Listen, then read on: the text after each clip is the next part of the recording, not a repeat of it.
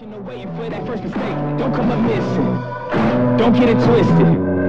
I'm not Rihanna, but boy, you a goner, you right on my hit list. Keeping my distance, just checking the listings. Is it peak week yet? I just sold out to the perfect condition. Coming alive. Heat of the night. Now is the time.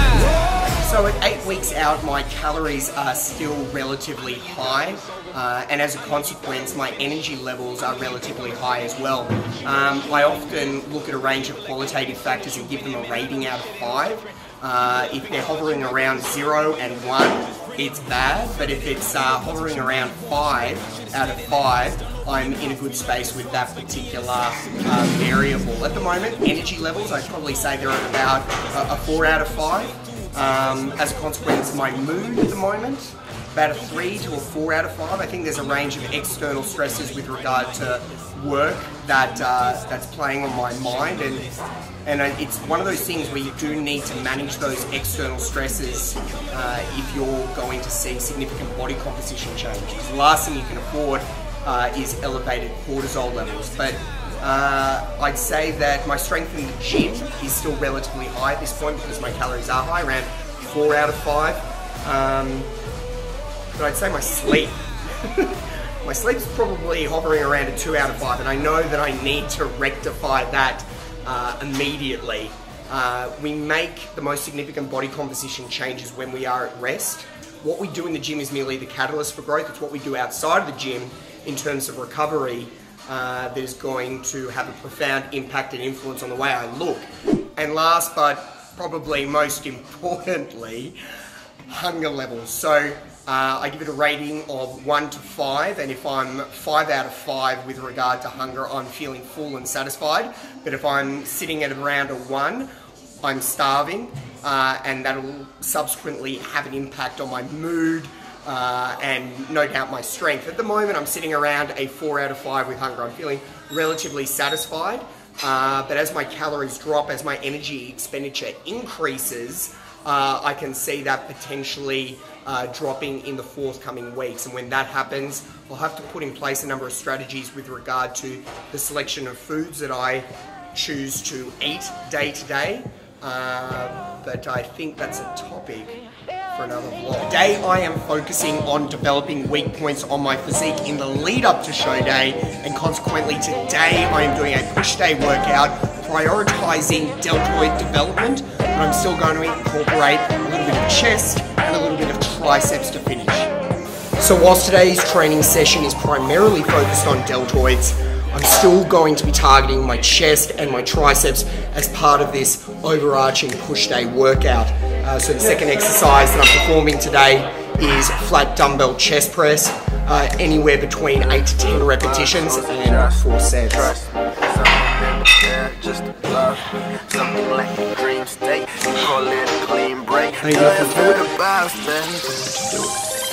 Do you feel the buzz?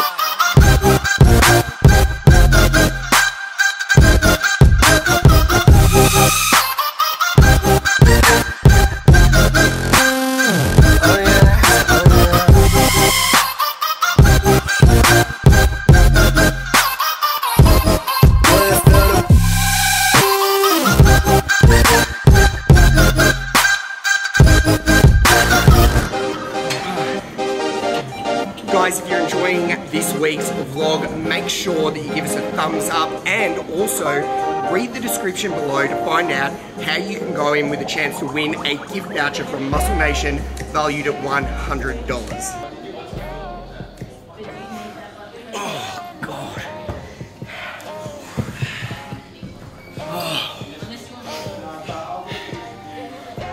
So I've been fielding a number of questions lately from people in my direct message inbox asking about my competition prep, and often asking about the methodology and the strategy in the lead up to comp to get into stage ready condition. People want to know where to start, and people want to know the process required to get there and time frames. And one of the things that I often say is I bring forth an analogy that a comp prep is a lot like a 400 metre running race. And anyone who's done a 400 metres knows that It's not quite a long distance run, but it's not quite a sprint either. It's somewhere in between. And often what you find is there are some competitors, much like there are some runners, who will jump out of the gates as fast as they possibly can, and they'll sprint the first 200 to 300 meters, and they're going all out, 110% velocity. And the same thing could be applied to anyone who's doing a comp prep.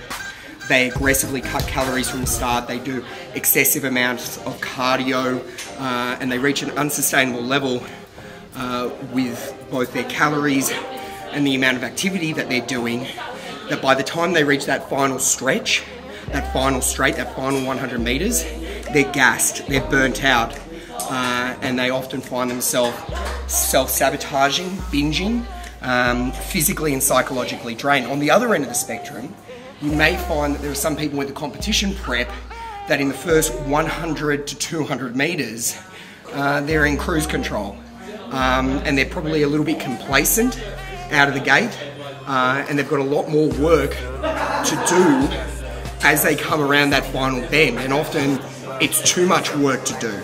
And those people that start slow and probably aren't as accountable during the back straight tend to fall short and not come into condition when it matters most at the finish line.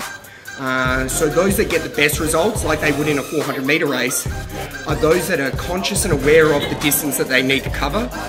They've got clear landmarks or training splits of they need to hit this mark by a certain date, which ensures that they're accountable and on track with a sustainable rate of weight loss. And I think the thing is they're balanced with their approach but accountable to the finish line.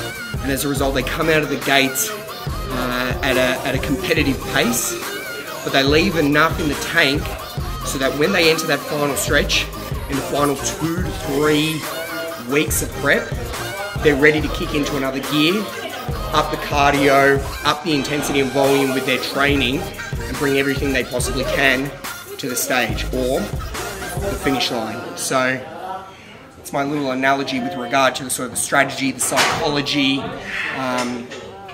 leading into a competition prep, and how to approach it to ensure that you get to the finish line in the best possible position.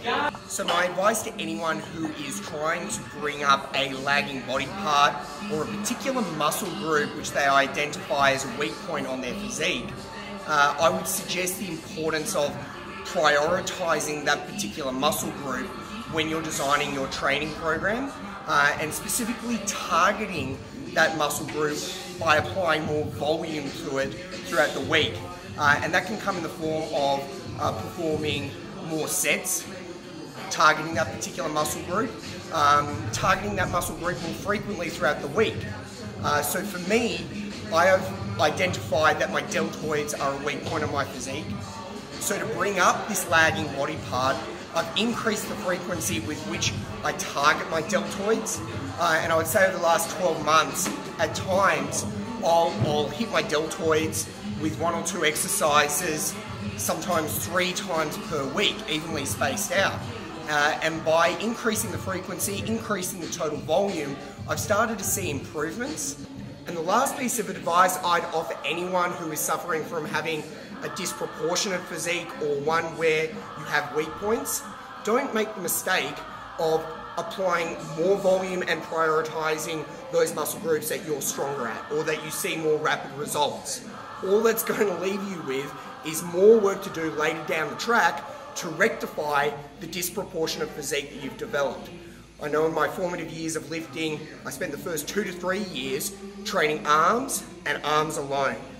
And consequently, I've spent the last number of years trying to rectify that, but it's taken time. So create a balanced physique. And if you do have weak points, make them the priority in your training program. Do you feel the vibes?